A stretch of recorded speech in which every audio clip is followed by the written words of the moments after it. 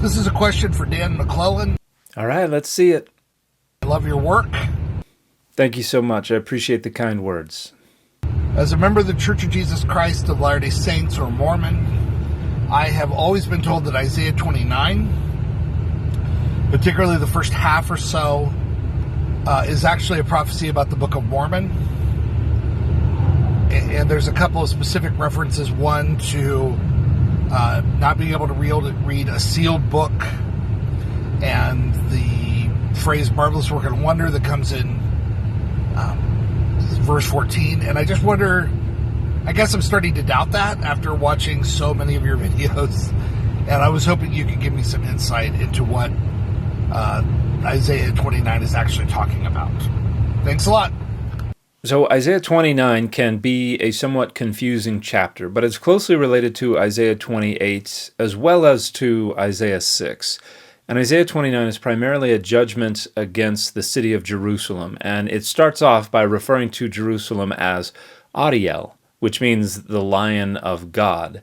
And one of the things that this chapter is doing is talking about how people won't be able to understand the prophecy that is being pronounced by Isaiah. And this is what actually goes back to Isaiah's commission by God in the temple in Isaiah 6. If we see here, verse 8, "Then I heard the voice of the Lord saying, 'Whom shall I send, and who will go for us?' And I said, 'Here am I, send me.' And he said, 'Go and say to this people, keep listening, but do not comprehend. Keep looking, but do not understand. Make the mind of this people dull, and stop their ears, and shut their eyes, so that they may not look with their eyes, and listen with their ears, and comprehend with their minds, and turn and be healed.'"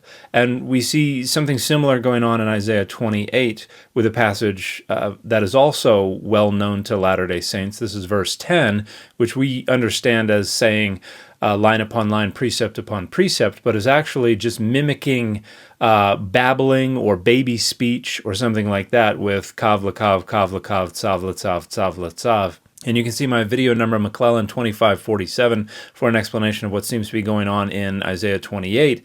But the idea is that the prophecy from Adonai's prophets is not going to be understood. The people of Jerusalem are not going to understand what's going on. And this is similar to what we have going on in Isaiah 29. In verse 11, it says, "The vision of all this has become for you like the words of a sealed document. If it is given to those who can read with the command, 'Read this,' they say, 'We cannot, for it is sealed.'" And here the idea is a rolled up scroll that has a wax seal on it. And you have to have the authority to be able to break that seal in order to read that document. And so what it's saying is the prophecy is something that people will not be able to understand or even access. The next verse says, "And if it is given to those who cannot read, saying, 'Read this,' they say, 'We cannot read.'" So once again, Jerusalem is being compared to folks who just don't know how to read and so can't understand the document. And if we read verse 13, "The Lord said, because these people draw near with their mouths and honor me with their lips, while their hearts are far from me, and their worship of me is a human commandment learned by rote, so I will again do amazing things with this people, shocking and amazing. The wisdom of their wise shall perish, and the discernment of the discerning shall be hid." So in the same vein, this marvelous work and a wonder, what is referred to here as shocking and amazing, is the judgment that is going to come against Jerusalem. Now, the last half of the chapter actually talks about deliverance after this judgment. And this prophecy could be understood as having been written by the 8th century prophet, either just before or just after the destruction of the northern kingdom at the hands of the Assyrians. It could have been written just before or just after the destruction of Judah and Jerusalem at the hands of the Babylonians. There's an argument to make for each of these, so we're not sure exactly when the form as we have it now was completed, but it could plausibly go back to Isaiah, a historical 8th century prophet who preached judgment against Jerusalem.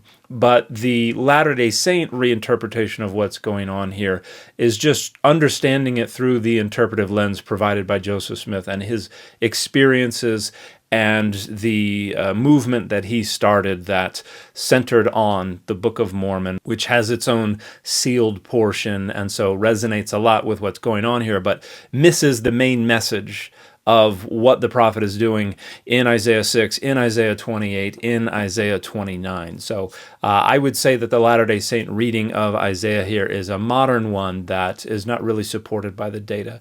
And one last very interesting thing, at least to me, is that when I left my previous position as a scripture translation supervisor for the LDS Church, that team gave me a gift. This is a page from 1549 Tyndale Matthews Bible, and this page shows Isaiah 29.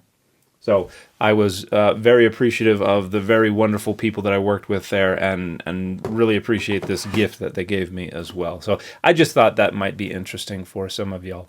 And the fit for today is the X-Men 97 cartoon. Do-do-do-do-do-do-do.